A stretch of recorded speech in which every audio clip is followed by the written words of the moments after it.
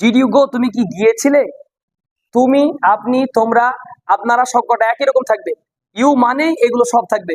Did you go আপনি কি গিয়েছিলেন, লেনদেন যদি করি তাহলে এ ছিলেন। ডিড ইউ গো আপনি কি গিয়েছিলেন। ডিড ইউ লাইক আপনি কি পছন্দ করেছিলেন। ডিড ইউ লাইক তুমি কি পছন্দ করেছিলে, অথবা তুমি কি পছন্দ করলে।